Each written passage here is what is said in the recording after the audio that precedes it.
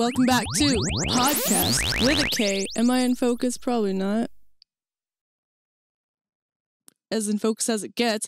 It's been a minute, but we're back because I have some stuff to talk about. Not that I don't usually have stuff to talk about. I usually do have stuff to talk about. I just haven't had anything that I thought was worth saying on the podcast because I'd been having such a good run of interviews and I was having such good fun with them. And every time that I have a really big high like that, my instinct is, oh man, I can never live up to it, which I know is dumb and not true, but that's where I've been. In any case, I'm over it now. So we're here. And as you heard, we started off with a song that is not usually on our podcast playlist. And so, of course, that's going to be part of what we talk about. We're going to talk about the things that I've been thinking of. And I asked a few different people to be on the show with me, but people just don't like to be on the show. So, you know, those conversations did happen and they did still inspire me to talk about them. So I will be talking about them. But thanks for being here. Back again on another fine Sunday evening, Monday afternoon, wherever you're listening to this, whenever you're listening to this. We are here with some new topics, hot takes. We are live on Twitch. We'll be airing on WECS 90.1 FM and streaming wherever you get your podcast, but you already know that because you're already here. So, as I mentioned, we're going to be starting off with talking about Richmond, north of Richmond, which is a song that blew up kind of overnight. And here's what's up with that. I was shown this song by a friend who was surprised that I hadn't heard of it, which is fair because usually I'm kind of on top of like music trends that blow up overnight. Like that's what I like to look at. Like whenever I'm like scrolling, that's what I'm looking for, right? Not necessarily even specifically music, just pop culture. Like I do live on the internet. I'm on social media a lot. Kind of just seeing what's out there because I find that type of stuff interesting, especially now that I work so much in social media. I need to know what's getting clicks and engagement because my clients are most likely gonna ask me to do something along those lines. In any case, song blew up, didn't even know, went over my head. So I listened to the song with him and I've heard it so very many times since on my own, just analyzing it on the radio. I even heard it when I was out at the club on Friday. It was the song I was playing like right before the switch over from country music to like top 40 and hip hop because that's what that club does. 411, it's line dancing, it's country music. It's actually really, really cool. I'm awful at it, but in any case, I've heard it a lot and I've heard about it a lot now. And essentially, if you listen to the lyrics, it's a song about the rich men north of Richmond, meaning the political elite, who essentially benefit monetarily from our taxes and hold all the control.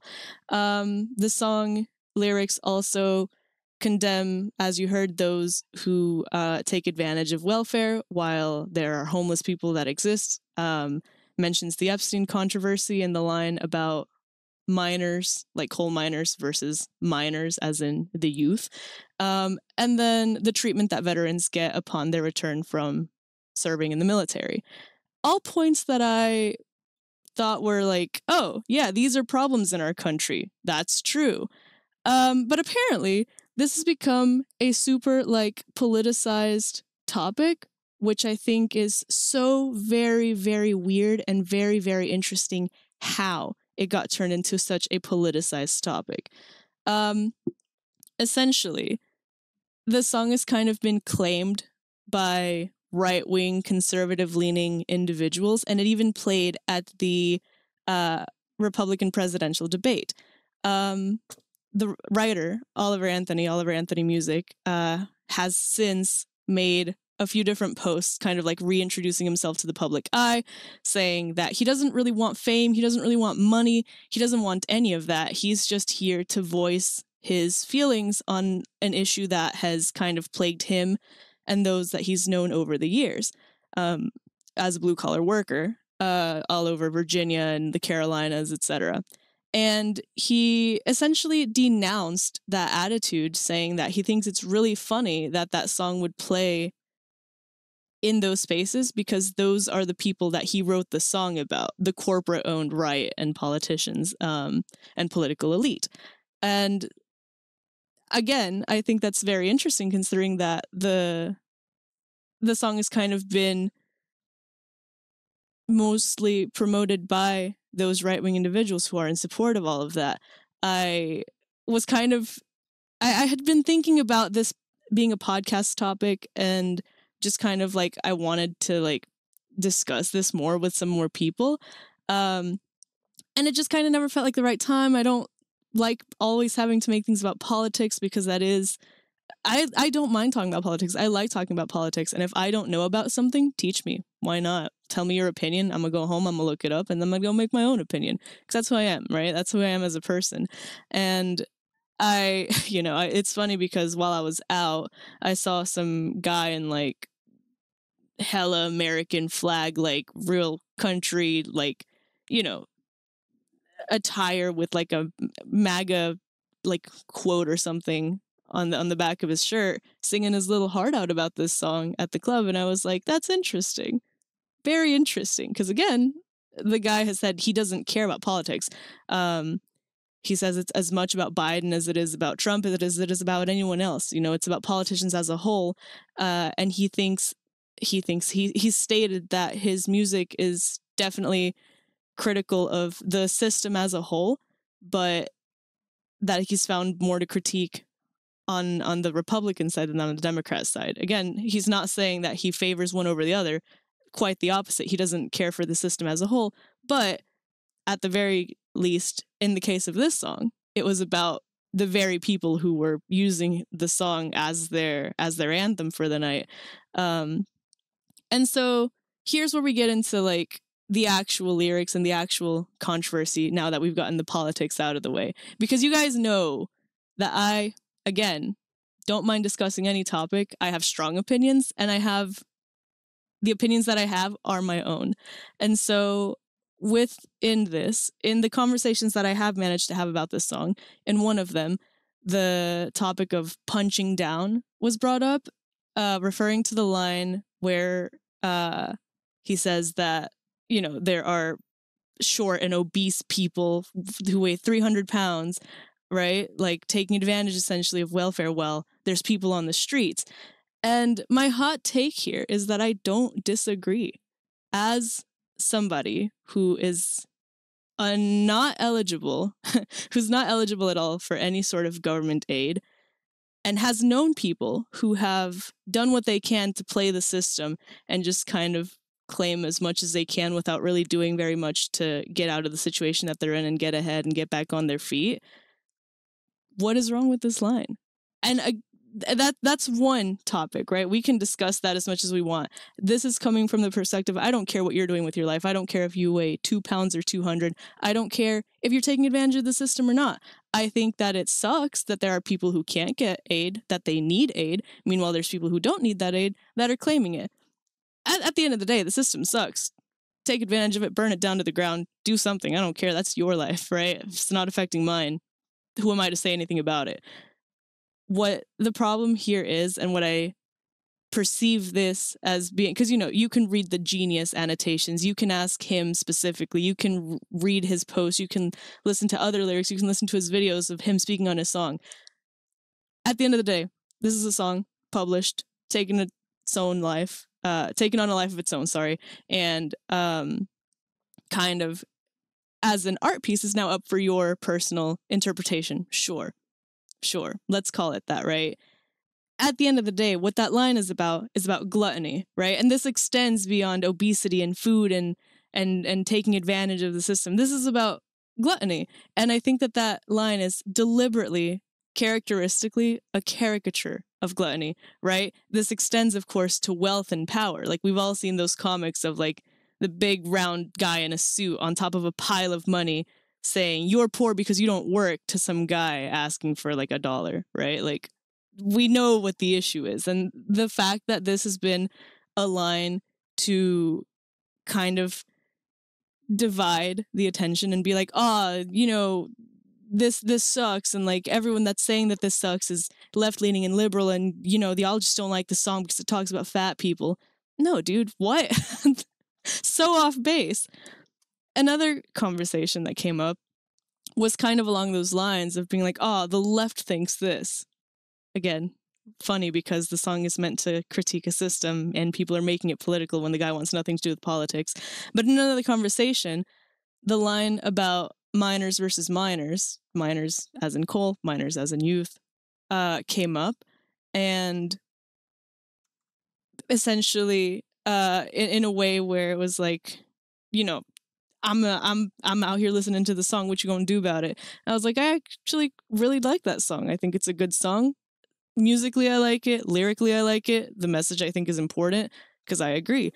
And the friend that I was talking to was like, "What do you mean you agree? There's so much to hate here. Like, you know, he's talking about this, he's talking about that, and there's dangerous conspiracy theories. Like, you know, that lyric right there alludes to minors on an island. That refers to the trafficking charges upon Epstein with his private islands, right? And it's not really a conspiracy theory, is it? Especially considering that if it's been accepted and published by the mainstream, it's not so much a conspiracy theory as anything. Like, there's been so much media, so much content, so many memes saying Epstein didn't kill himself. And the reason that this was an argument thrown my way was because what are your friends going to say because of the connections between Epstein and the politicians on the left that you like? And I'm like, politicians are corrupt. 99%, if not all, politicians and celebrities, elite and public figures are corrupt in some way. And that's the sad truth. Like, I feel like this was more of a situation of we been knew when it happened. And for it to be referenced in this song, again, we been knew. And the best way that I can sum this point up without like getting too hung up on it and drawing too much attention to it and having, you know, the government come after me, same way as whenever we talked about the moon being made of dinosaur bones and the the light outside went out, we were like, oh my God, they're coming for us. Same way that I'm not going to sit here and hark on this specific point because, again, I do value my life. I feel like these are no more conspiracy theories than the existence of birds. And that is all I will say on that matter, all right? But I do think that it's funny that this song's popularity has birthed this tone of like, you blind idiot, you believe in nonsense from one half, while the other half is like, no, I don't believe in nonsense. I actually agree, but we shouldn't be mean to each other. And meanwhile, there's politicians claiming this divide to further their own like promotion and marketing tactics as kind of a red pill anthem of sorts, which, to use a horribly cringeworthy phrase, which as a side note really sucks because The Matrix is such a good movie, and I hate that it's been co-opted in this way because it's in general just really good, important message and written by even more important people. That's not even the point that I wanted to make. All right, we're not talking about The Matrix. We're talking about real life. But I don't know, man. I think it's a testament to the fact that like people will separate the art from the artist and kind of impose their own perception, their own opinions onto something despite anything. And this is something that we've seen a lot kind of on the opposite end, where an artist publishes something and everyone loves it, and then that artist gets canceled, and then, you know, half people are like, oh, but like this is just good, you guys are too sensitive, and the other people are like, no, we shouldn't support people who we don't agree with. And basically the opposite is happening here, where the song comes out and half the people are like, yeah, this song is about you dummies, and the other people are like, no, this song is just mean. And meanwhile, the guy is out here kind of saying that he's just kind of speaking for the truth being we work very hard for a few elite to capitalize upon that, and for us to get none of the benefits and none of the rewards, right? Like, I feel like he's very clear in saying that, and people are kind of ignoring him to kind of do with the song what they would like. But again, this just kind of goes to show that people are going to do what it is that they want to do. Overall, my opinion, good song, good message. I hope that people would listen. But, you know, there's only so much that you can do. And to quote The Matrix, I watched it again recently, so now I'm just kind of thinking about The Matrix. To quote The Matrix, there's a difference between, like, what was it? There's a difference between seeing the path or believing in the path and walking the path. And I think that's kind of what's happening here, in that, the people that are claiming this song as an anthem are supporting the very people that the song is criticizing. So, if this is truly something that you feel, you could do something about it. And I'm not gonna be the person to say, yo, go vote, go get the right people into office, because as I mentioned, pretty much all politicians are probably corrupt. So I think it goes beyond that. What can you do to help? What can you do to better your life and the life of other people around you? But in any case, speaking of movies, the writer strike is still happening. And I don't particularly want to reiterate what is already a redundant point, because there are much better versed folk out there who could explain it a lot better than I could. But in brief, my understanding of it is that pay has declined due to inflation, and residuals have as well due to the popularity of streaming services. Writers and I believe actors in support of writers are striking, refusing to work, make new content, with demands that are kind of minuscule compared to the net worth of the CEOs and the owners of all the companies that these people work for. But that seems to be a trend, doesn't it? If only there were some way to rectify this. For example, if you're in charge, you could pay yourself a little bit less, but still very, very livable of a salary, so you can pay your employees more. But what do I know? I didn't study finances or accounting, so maybe I don't do anything. But what caught my attention, which Lucian in chat has mentioned, is the connection that this could potentially have to video games.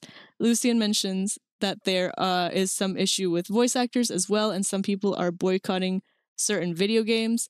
And that is exactly what I wanted to talk about, because as it stands, it looks like the strike won't affect the video game industry to an extent. There's a relative, I should say, few video game writers that are protected by the Writers Guild, and assorted others, but because they haven't called yet for a boycott of content, it doesn't seem like it'll bleed over into the video game industry as of right now. And I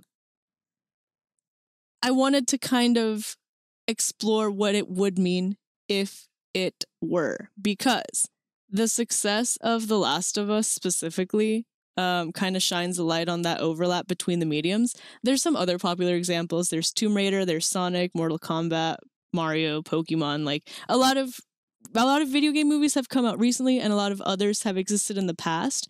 And there's other crossover with stuff based in other stuff, like The Witcher, right? Which is a series and a game, and also now on Netflix.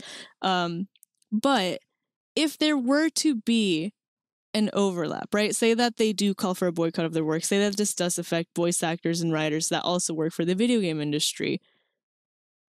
A point that I saw on Twitter, I was very intrigued by, which was, would this affect independent content creators?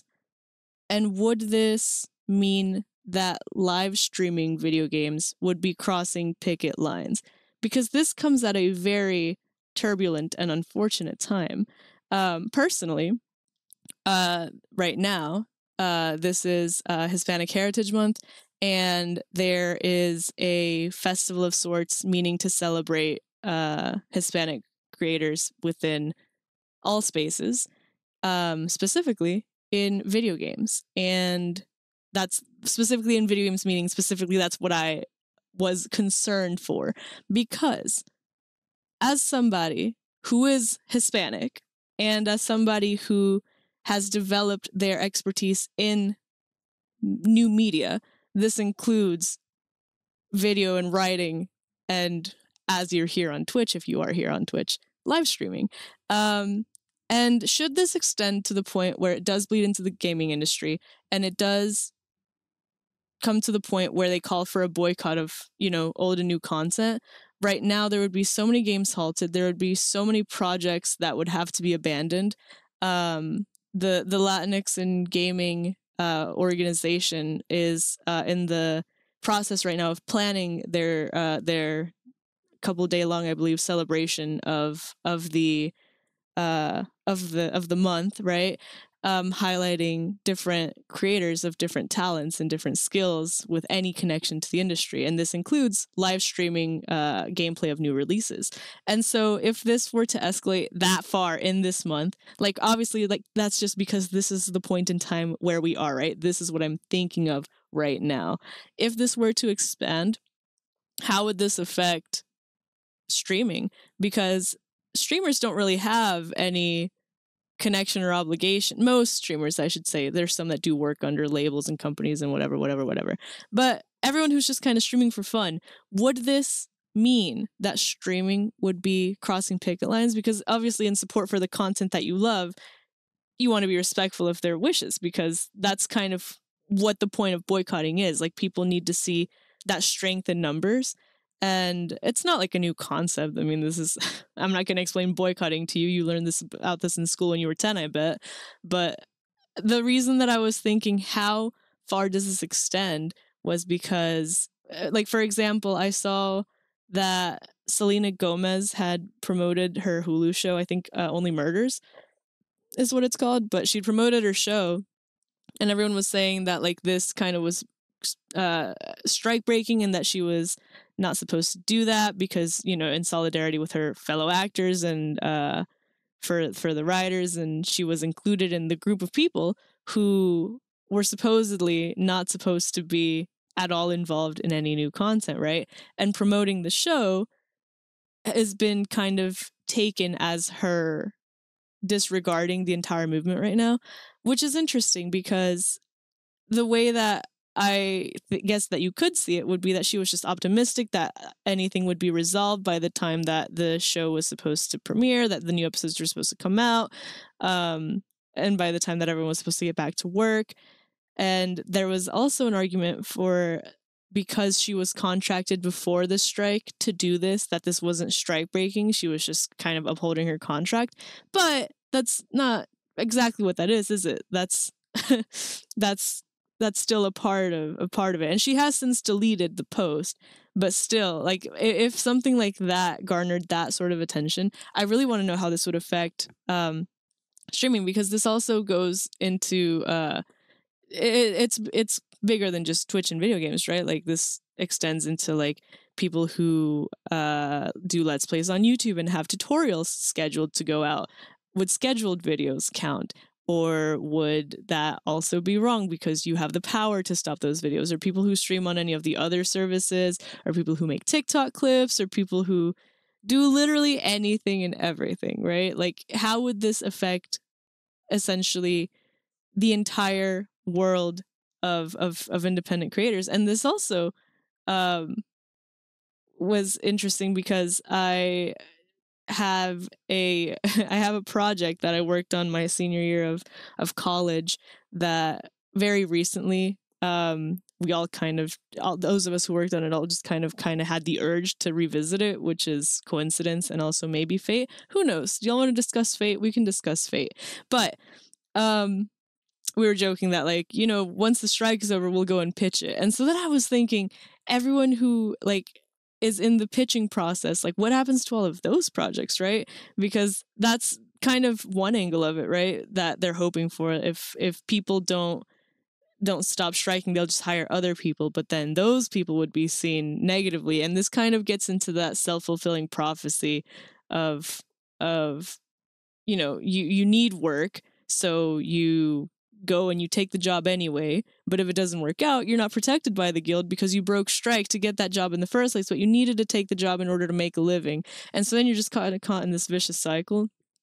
And overall, it's just a really sucky situation. And that's without the whole concept of AI being brought into it, because there was also talk of like having extras sign off on their likeness for like not even a lot of money for, I think it was like $200, so that their likenesses could be used essentially in perpetuity, which would eliminate the use of extras in film and TV, and would also then lead to the whole concept of like, if there were actors that would sign off on their likenesses, whether it was times of strike or not, because of the convenience of, oh, that way I wouldn't have to go, abroad to film this scene or that scene, but the studio can use your likeness in perpetuity. What is to stop them from doing that in the time of a strike?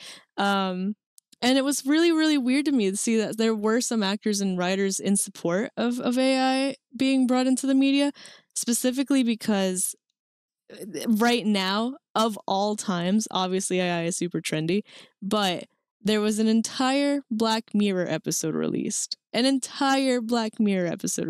feel like people don't really heed caution to the cautionary tale that is Black Mirror, because there's some people who are using it as a guide. There was an entire, sorry, that's tangent. There's an entire episode of Black Mirror released in which the plot line is that like the girl whose story it is signed over the rights for her story to be told, and kind of like, just taken over, and the actresses who had signed on their likenesses to be used by the studios are being put into this girl's story, and it's not the way that they want to be portrayed. It's not doing what they want to be doing. And so obviously the show is techie, so the show kind of explores it from the perspective of the AI life form, if we can call it that, and realizing that she's AI, and then the other actress realizing that she's AI, and then everyone realizing that they're AI, and then trying to blow up the whole thing, and then realizing, oh, it's like a dream within a dream within a dream within a dream. So I guess spoiler if you haven't watched it, but I know that this is not very well explained, so you should still go watch it anyway. It's called Joan is Awful. But oh my goodness, AI is just like its own like side debate because of how frustrating it is that that's even being looked at as an alternative to all of this. Simply just on the topic of Black Mirror, the writer himself said that he had looked into ChatGPT, because obviously it's what everyone's talking about, and he asked ChatGPT to write him an episode of Black Mirror, and he essentially hated it because it was just kind of a repeat of episodes that either already existed or concepts that he'd already explored, and all of them like worse than the last. And so more than anything, what using ChatGPT did for him was like tell him what not to do with the show, which I thought was really funny. But ChatGPT is like, it's the name right now that is on everyone's mouth. The AI has not been a new concept in any means. I mean, we talked about The Matrix earlier, and that's from 99, I think. Like, it's been a fear of the world forever, and what kind of is the resounding opinion within scientific communities is that like AI is dangerous because we are incapable of predicting what it will do at a greater pace than it can, right? Like there's no way of forever being able to track what it wants either, because it will at some point surpass our teachings. That's the whole point of AI, is that it grows and it learns and it expands, and it's not perfect. Like for example, I've asked different things, like different summaries, different like coding queries that I've had, and there's been some stuff that I've caught mistakes in, right? So like for example, the other day I was using ChatGPT for a blog post mock-up that I was asked to do for work, and I was asked to write in an adventurous tone. And so whenever I changed it from saying the message that I wanted it to type out for me, by saying write in an adventurous tone, it threw in words like exciting, riveting, climbing, running, like action words tied to adventure, which cool, I guess, but it's so obviously written by someone who thinks they know what adventuring mean, right? Because what I wanted to go for with adventurous was more so along the lines of like taking risks and finding new opportunities, like broadening your horizons, phrases like that, mood like that. But it could not do it. A different example of it would be I was writing, I was fact checking some formula for Excel with Bard, Google's AI, and there were like 3 different lines where I was like, this isn't like, my calculation is not checking out with this. And so I like went back to like look through it, and I caught like really basic mistakes. Like it wasn't converting a negative to a positive, it wasn't multiplying in parentheses first, like whatever it was. And it was just like such a mess. And then I know a friend has been coding for Minecraft and has been like asking for like the bot to kind of like help him alongside his project. And he mentioned that like basically it would give like outdated answers like a year or two. So like it's putting him on the right track, but it's not giving him the exact answer.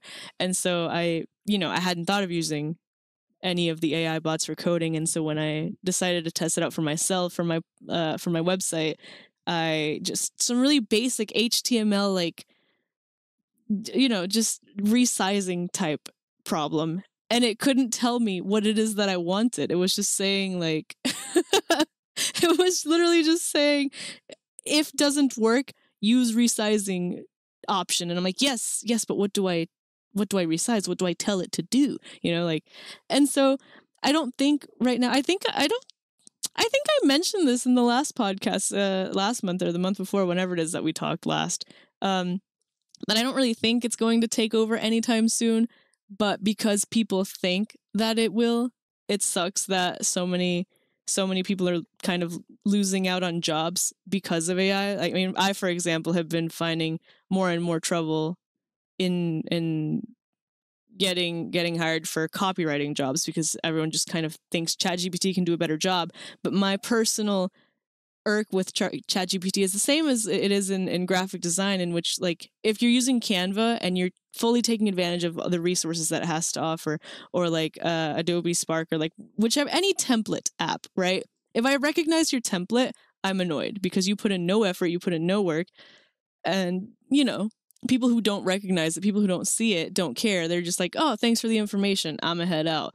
But that's a slap in the face to designers everywhere, especially in a world that told you needed to go to school in order to get these jobs. And now your job's being done by everyone essentially plagiarizing someone else's thing just because it's free use and it's like open access. But like, oh man, it's super, super frustrating to me just from that perspective of like being the creative. And I, and that's only from someone like me who's kind of like a specialist in new media in general, right? Like there's people who specialize specifically in graphic design and put their whole life into this one skill that is no longer really being seeked out because the templates exist. All right, great. Well, you can innovate that and make it prettier. Now it's copywriting, especially with the writer's strike. That's super frustrating. So anytime a client tells me, oh yeah, just put the captions through ChatGPT, ask ChatGPT for ideas. And I'm like, yeah, I'll do that if you want to post the same thing that 10 other people posted literally this morning. Or I can give you something new and creative and exciting that still follows the trend and is probably going to get more organic engagement, because otherwise you're just getting likes and those likes aren't translating into any sort of action. And of course now with coding, like it's not perfect yet, but as soon as that gets perfected, or like with math, it's going to be interesting to see how that does, because right now STEM is peak of peak because that's kind of what's yielding AI, right? Like that's who's training these AI bots. So like I'm really curious to see what happens when AI takes over its own workforce. Jordy in the chat has mentioned something about money and capitalism to kind of bring us back to our first topic with the Richmond, north of Richmond. And she has said, just as a side note tangent type convo, which are, of course, my personal favorite, Oprah pledged to donate $10 million to Hawaii, and people are giving her all of this praise for being a good person. But what people don't understand, Jordy did the math, not AI, so you know it's good math. $10 million is 0.4% of her net worth, less than half of 1%. If your net worth was $100,000, that would be equivalent to 4 cents. So Oprah donated the equivalent, I guess, of a blue-collar worker's 4 cents to Hawaii. Jordy says that this type of wealth should be illegal. Oprah's a bad person. Billionaires are bad people, and we should eat Oprah. I don't know that I would like to eat Oprah. I don't want to resort to cannibalism, but I do think that that is rather unfortunate because, it's no one's responsibility, right? It's no one's obligation. If you want to have that money and keep that money, if you're have your cake and eat it too type of person, sure. But what are you doing with it? What's happening with it? Somebody could take $100,000 and you wouldn't even feel it. It would change nothing. It would do nothing, and you'd be fine. And, this goes beyond those individuals, right? Like, again, it's corporations that own these people, and it's like all of the sponsorships and all of the connections that people have within their own little elite network. And I don't remember the percentage, but it's such a very small amount of people that control 90% of the world's wealth. And to kind of tie into the writer's strike, I believe that what the demands were, somebody calculated it, and it was like less than, it wasn't even anywhere close to 10% of the net worth of like Disney, for example. Well, that's just to like put a name out there. And this was at the beginning of summer. I remember asking one of my friends who worked at Disney, and she said that there were people getting laid off and people whose hours were getting cut because Disney didn't want to spend unnecessary money. And meanwhile, the people in charge of Disney are worth so much and they have so much money. But it's just ridiculous, I think, that people with so much money and so much power are so gluttonous to the point of not doing more, because with great power comes great responsibility. Spider-Man taught me that, all right? And I think that's true. Money is power, and if you have that money, and no te quita nada, like it takes absolutely nothing for you to help somebody out in need. For example, with the wildfires, and like with it doesn't even have to be Oprah. Any of these people who go around like loudly proclaiming the strength and importance of America and solidarity with Americans and protecting Americans. Okay, put your money where your mouth is, like help out where you can when you can, rather than saying someone should do something. Okay, you do something. If you can and if you care, why not? Nados has asked, ChatGPT doesn't like to help me how to tell a girl she has a cute butt. Can you prove you're better than ChatGPT by answering my question? Yes. So if you see a girl who has a cute butt, if you know her and she trusts you, you can tell her, hey girl, you have a cute butt. Otherwise, I would suggest that you befriend her and first celebrate her as a person, and then maybe you can tell her she has a cute butt and she won't get mad. Unless she is holding a sign or has otherwise disclosed that she is perfectly fine with you telling her she has a cute butt, then you can tell her she has a cute butt. I hope that this helps.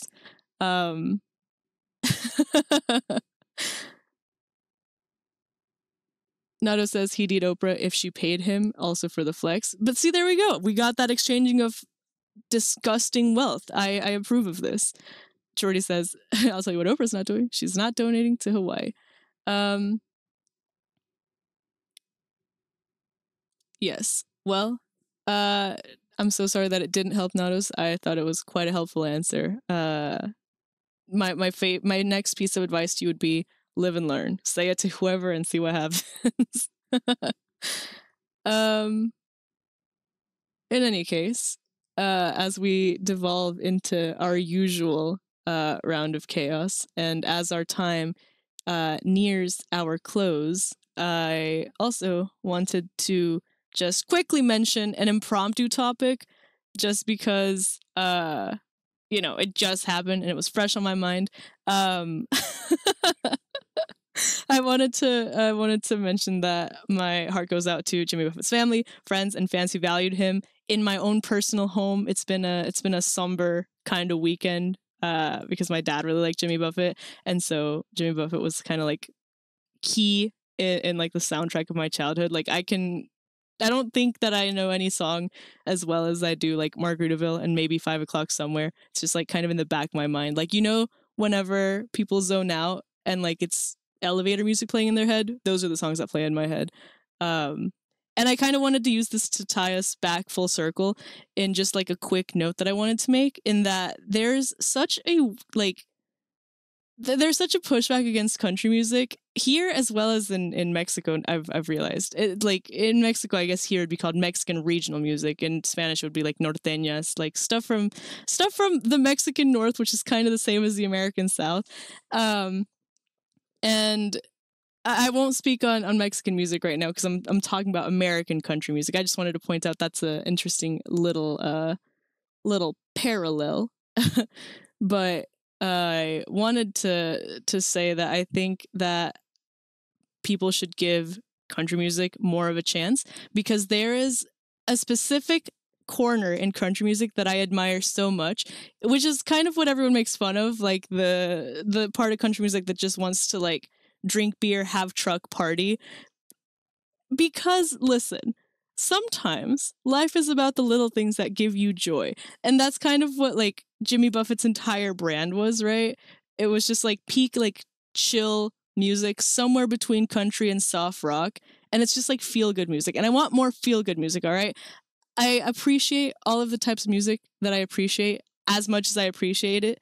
I can't always listen to angry rock. I can't always listen to twerking anthems. I can't always listen to heartbreak ballads, right? And so for those moments where you're not really in any mood and you just want some sort of musical accompaniment, like I can't always listen to like indie electropop, Tonight's the Night. Like I can't, there's certain times and places for everything, but music that always hits is that type of feel good music. Like, don't got a care in the world. I'm just gonna sit here, I'm gonna enjoy a nice cold bevy, and I'm gonna look at the sunset, and that's enough.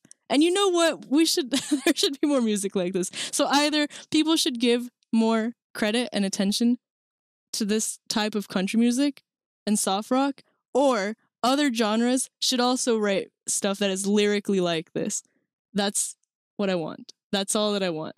And so, again, as our time draws to a close, I just wanted to mention that. To wrap us all up, stop politicizing things that aren't political. Truly listen to the message and listen to the person. I am such a strong proponent of separating the art from the artist.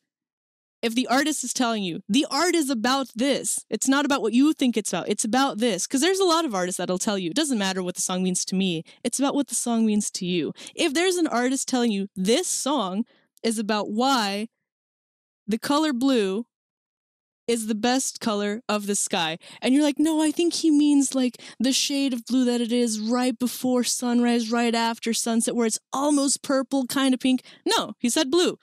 He said blue. Sky is blue. All right? That's it. No need for interpretation. No need for anything. He told you, go ahead, go listen. And that's it. And if someone tells you their opinion, take it from who it comes. Punto y aparte. Next point being, I really hope that, well, I guess it's kind of a tie-in. I really hope that rich people and powerful people learn that the only reason that they're rich and powerful are because the poor and weak are allowing it. Because if you want to talk numbers, you might have the money, but you are outnumbered in quantity of folks. All right. Last but not least, I really hope it doesn't bleed into the gaming industry, because that would suck. I also hope that it's resolved, obviously, because I want new content. I saw that, like, I think Bob's Burgers said that they only had, 17 episodes recorded. And I cannot live in a world where there's only 17 more episodes of Bob's Burgers, all right? I need more. So this is my plea to all of those people, should any of those people be listening to this, which I don't know why you would, because most of this podcast has been critiquing you. But that's the last point that I wanted to make. Once again, all of the feels for anyone who is also feeling the passing of Jimmy Buffett personally. I know I am. We poured one out for the homie. We had our little Margaritaville moment. But I want to thank you guys so much for listening. Thank you guys so much for coming to the return of the podcast. Like I said, I know I was away for a little bit. Had to get in my head. Now I'm out of my head. Now I'm back to having loud opinions and unsolicited critique. So I think I will sign off for now. This has been Karla with a K, and you've been listening to the podcast with a K. Once again, whether you're on Twitch, WCS, or wherever it is that you get your podcast, I hope that you enjoyed the show. And count on a new one next week with new nonsense, maybe new guests. Who knows?